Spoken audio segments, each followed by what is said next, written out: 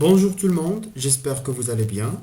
Durant cette vidéo, on va voir c'est quoi la projection cartographique, plus on va traiter pas mal de types de projections les plus utilisés. Donc, vous savez, si nous posons la Terre sur une surface plane, le résultat rassemblera à ceci. De là, le terme projection a commencé. Comme définition, une projection cartographique est une transformation systématique des latitudes et longitudes des lieux sur la surface d'une sphère, ou presque comme la Terre, dans des emplacements sur un plan pour réaliser une carte. Pour mieux comprendre, nous prenons une orange car elle rassemble presque à la forme de la Terre, puis nous la décortiquons pour retrouver finalement cette forme aléatoire. Notez bien qu'il n'existe jamais une projection qui préserve toutes les propriétés de la sphère. Il y a des types qui préservent les distances, il y a d'autres projections qui préservent les angles, et il y a d'autres qui préservent les surfaces. Donc, durant la vidéo, on va traiter les projections les plus utilisées pour réaliser une carte. Alors, premier exemple sur lequel nous allons travailler, on va prendre l'exemple d'une projection qu'on appelle projection cylindrique équidistance. Alors, vous voyez ici, nous allons les latitudes, ici, qui sont les lignes qui sont verticaux, c'est la longitude, et on remarque la présence des cercles. Donc ces cercles sont des cercles imaginaires qui rassemblent ou bien qui montrent la déformation de chaque projection. Alors, ici, comme j'ai déjà dit, la projection présentée, c'est la projection cylindrique équidistance. Cette projection prit la latitude et la longitude de la Terre et les a déformés en une grille uniforme de carrés.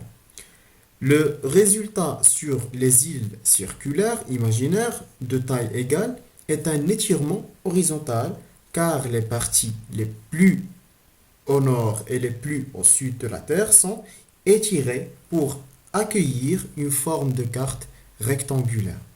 Bien que les formes soient déformées, leur orientation reste intacte. Ça veut dire toujours en haut sur cette carte correspond toujours au nord.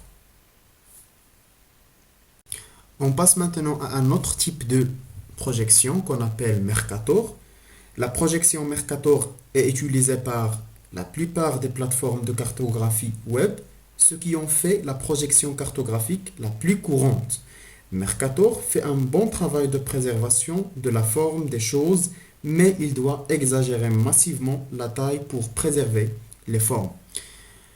On peut remarquer ça par une comparaison entre le continent africain et l'île Greenland.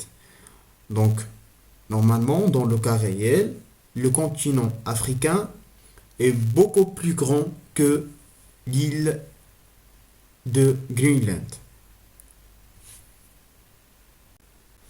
Passons maintenant au dernier exemple de projection les plus utilisés, c'est ce qu'on appelle projection azimutale. Donc la carte est très différente qu'auparavant. Cette projection, plutôt que de conserver la forme relative des objets ou leur orientation sur une boussole, maintient une taille cohérente des objets, ça veut dire les surfaces.